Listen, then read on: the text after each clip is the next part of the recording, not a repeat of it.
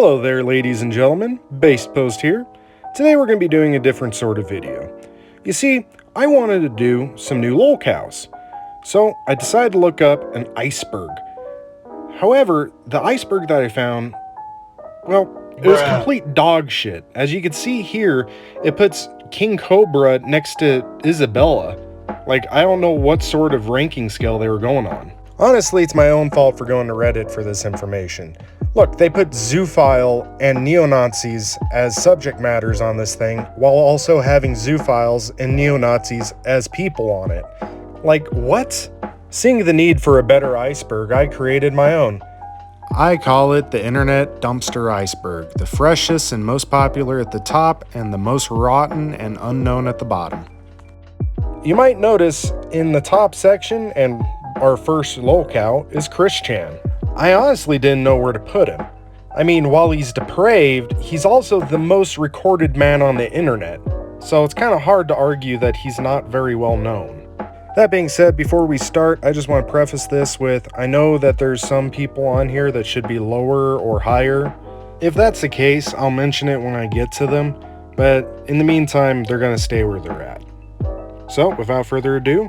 Hey, look at me! I'm sitting here sad and lonely without a fire but a desire to not hear you say I have a boyfriend. Tell me why I'm stuck as a virgin with rage. Tell me why I so need a cute girl my age. Tell me why I ain't ever wanna hear you say I have a boyfriend. Christian Chandler. How can I possibly sum this guy up?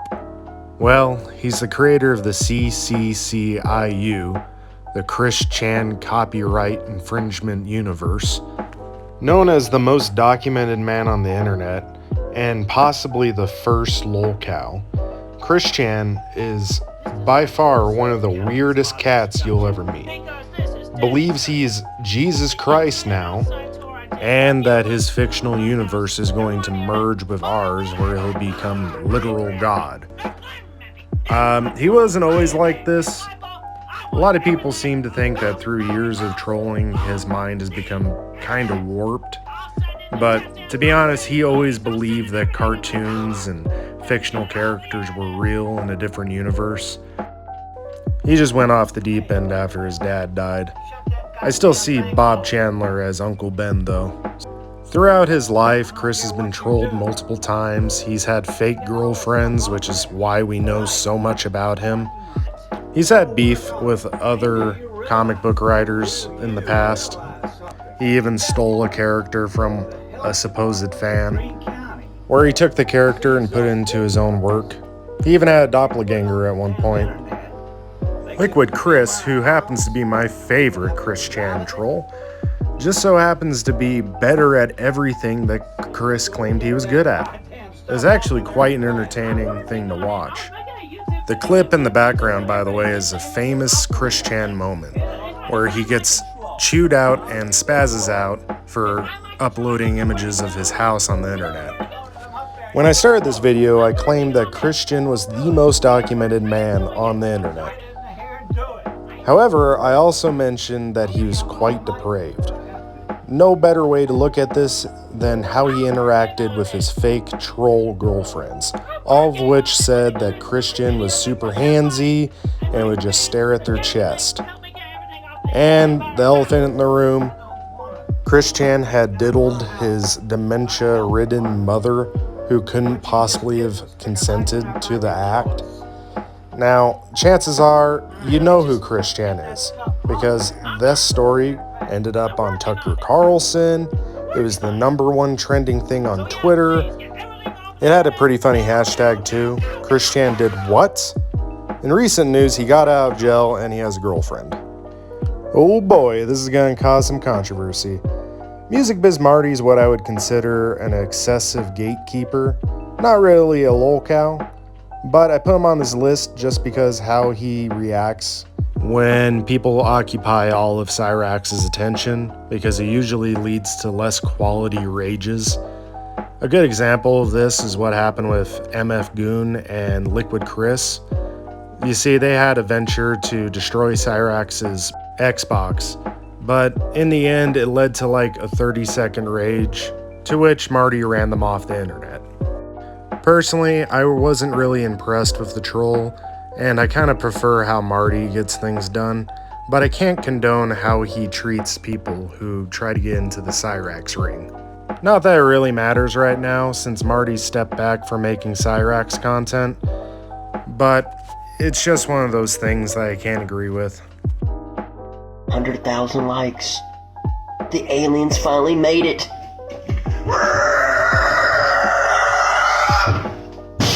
The aliens, they finally made it.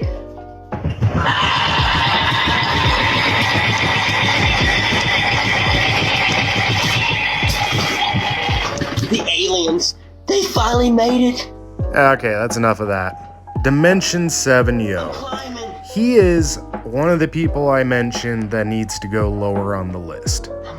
Let me explain. You see, at first I thought that Dimension 7 Yo was just a spastic toy reviewer. His big claim to fame was screaming at the top of his lungs and stomping all over the place, thus pissing his neighbors off and almost getting him evicted.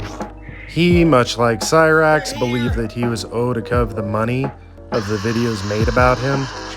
This would lead to him threatening to shoot up a school because he believed there was a bunch of kids making videos about him. This would obviously lead to him getting arrested. I would have to put him down at least one more level to tier 2, simply because while he's bad, other than being a nuisance and the threats, he really hasn't did anything of note. Hey troll channels, how you doing? You having fun stealing content? Wings of Redemption, in a few words, is a fat, washed-up Call of Duty player who got on with the big Call of Duty Let's Play boom back in the day, in the same vein as DSP or Boogie. But what Wings is known best for is his bad sportsmanship and his rage quitting. He's broken multiple controllers. He insults his fans for giving him honest-to-God advice, and in return, his fans often stream snipe him. Now, Wings is best known for a special little line, and that line goes a little something like this. Look here! Look, listen! Look here, look, listen. What a line. Well, there's other things he's known for as well, like casually saying the N-word and being kind of racist for no good reason. I can't tell if this was how he was raised or if this was a learned thing, but at the end of the day, he's not all that important. Like I said, people just watch him to see him rage. And, well, people aren't really watching him all that much anymore. Recently, he had a boxing match with Boogie, and he's already used up all that money, and he's talking about going back to getting a real job because he's not making enough money to live. Racism. Oh, you know what else sucks? This means this isn't eligible for tonight. This has, once again, the third week in a row, we're not going to have the M. Bison hat during Street Fighter. Again, the third fucking week in a row, we're not going to have the M. Bison hat for Street Fighter. How do I describe Phil? Well, DSP, or Dark Side Phil, is kind of like watching one of those old news reports back in the day where they would show a beggar on the corner and he would beg all day, and then once his begging shift was up, he would walk around the corner, jump in a BMW, and then drive to a $250,000 home. That's DSP. He's always hard up for money. He's always begging on the internet. He's been caught jerking off on camera right before his stream, too. What DSP is known for, other than being kind of a weirdo, is being a beggar. And he gets trolled non-stop about that. And surprisingly, he makes pretty good money doing it. He has a plethora of pay pigs and whales that keep him afloat. So much so that he has enough expendable income to waste 40 grand on a fucking WWE gotcha game. Like, it's insane how much money this guy gets from this grift. And let me read off some of these tip goals for you. For $8 whole, you can ask Philly Boy a question. A true thinker gets paid for his thinking. For $50, he'll put on some gunner glasses. For $100, he'll put on a hat of the chat's choice. You know, put up a regular old poll for $100. And for $150, ho ho, you can have him put on a vest. You know, he's kind of like a reverse Twitch girl. You pay him to put clothes on. What's up, fellow YouTubers? It's your boy King Cobra JFS. King Cobra JFS is an alcoholic wannabe master chef who's known for being a gothic bad boy who smells really well. You can probably tell that just by looking at him. Now, I don't know a whole lot about him, but to be honest, I've seen his food hacks, and they are the most disgusting things imaginable. Like raw squid in a burrito, something called dank mac and cheese, which turned into a solidified mass. And a lot of times, he just kind of leaves stuff hanging out until it becomes old. Another thing he's known for is getting shit tons of DoorDash deliveries from trolls that won't pay for them. He also currently has a gecko that everyone's convinced he's gonna neglect to death. But other than to himself and to possibly animals in his house, he's not really a danger to nobody. Are you trying to have sex with me? Here he is, Alex Jones. I gotta say, of all the lolcows here, he's probably the first one that got me interested into this type of content. He's just full of energy. Alex Jones is known for being a conspiracy theorist, and a little oopsie he did with the Sandy Hook incident, where he said that the children involved were crisis actors. He got sued for like $2 billion or $2 trillion, which obviously he's not going to pay. I don't know why they even bothered. But he's also known for claiming water is turning frogs gay. He snuck into Bohemian Grove, which if you don't know what that is, it's like Freemasonry for the 1%. Like Bill Clinton, Hillary Clinton, George Bush, and to Alex's credit, they were doing some pretty weird shit in there. But that aside, I would say that Alex Jones is a professional lolcow. A lot of people who seem to hang out with him have said that he's not really this eccentric when he's outside of the studio, but he, honest to God, does believe everything he says. He just plays it up for the camera.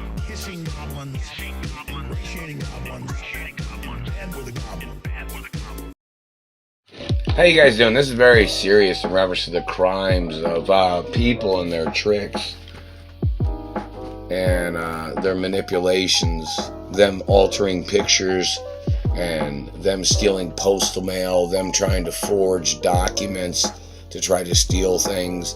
You know, maybe they should call this the Photoshop murders of government. Tony. I made a video about Tony. You can watch it on my channel. It's pretty serious. It almost feels kind of like a sin to interrupt his little rant here. And I'm not going to hold you guys. I just went to his channel and picked the newest video that he uploaded. Photoshop murders. I hadn't heard anything about this from Tony before. Tony is, well, he's mentally ill.